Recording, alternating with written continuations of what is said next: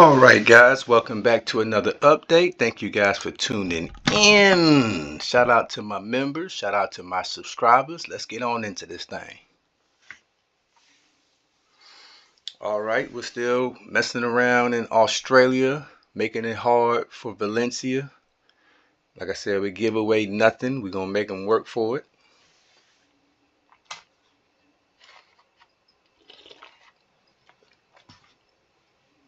But we're not going to stay stuck in Australia. We're going to move around and see what our other options are.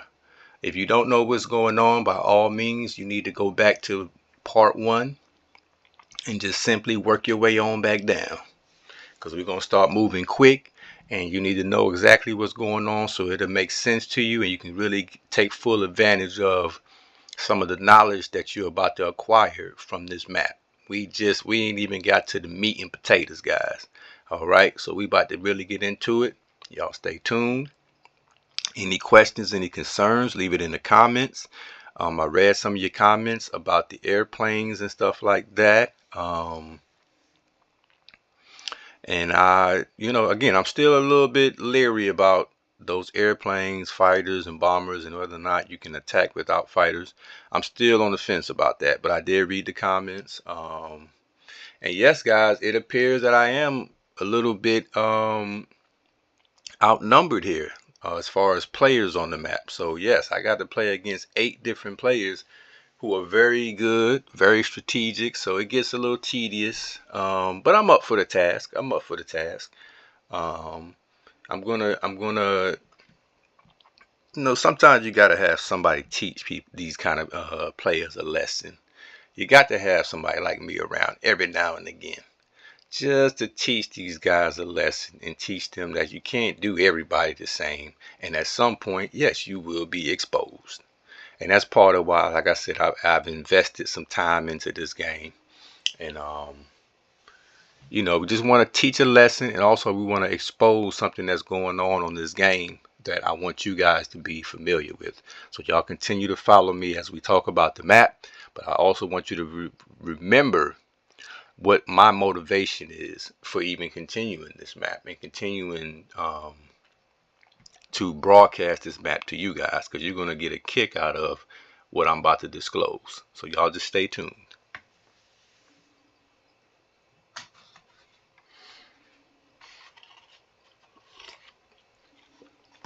Got my submarine sitting there.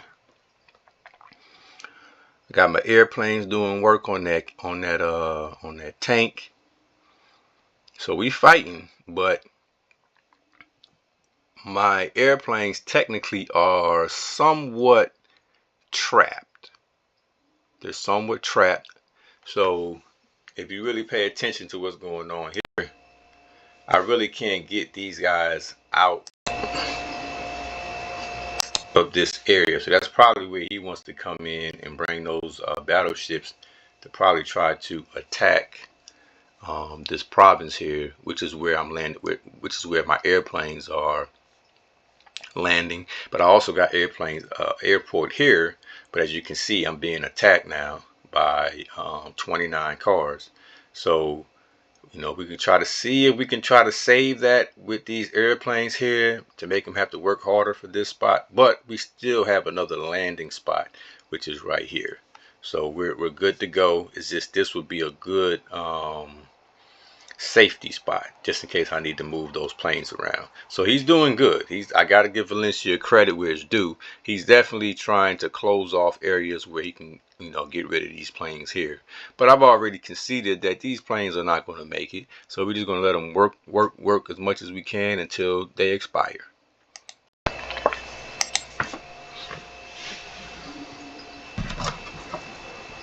Because eventually he probably will be able to conquer the rest of those lands, because I'm just outnumbered. He has tanks and everything there surrounding that area. So yeah, we don't have much. And then he has more reinforcements coming. So now I will be taking that little group of troops he has down right there. That's pretty good. That's pretty good. 7 tanks, 4 small ones. Yeah, we'll definitely take that.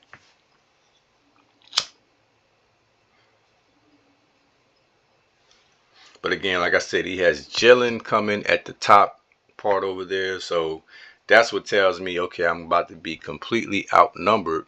Not because of the land troops, but more so because I suspect there will be a very huge Air Force that will start to come into this area. So because now they have the land and they have the provinces to go ahead and bring those those airplanes in.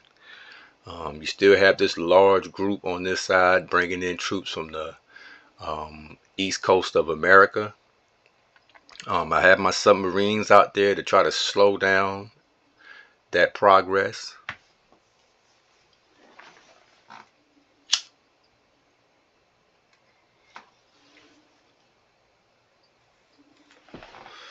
But as you can see, my submarines, they've been doing a lot of work, and they're down to almost half of their strength on that side. So those are a lot of troops that are coming through that water for it to be bringing down 4 submarines to half of its strength. So, but we want to catch these guys with the 8 submarines I have here before they make it to that province. And a very smart move, but I think that's Aquatine, by bringing in those fighters right there, because that will help him identify where my submarine is at, which is why I'm deciding now. How about I leave that alone and go help my partner here who's struggling with the 4, so that they don't get identified. Sometimes you got to switch it up and move. You got to know when to maneuver. Another large stack of troops here trying to come in. So this is Arrowhead, but it would be nice. That's what I'm saying, guys. Look, he had all these different things that he could have used to his disposal to help me. But as you can see, this is what happens when you deal with a bunch of scoundrels, a bunch of cheaters, a bunch of wolf packing backstabbers. So that's why I'm exposing them. Y'all stay tuned. We're gonna get right on into this thing. If we just getting started.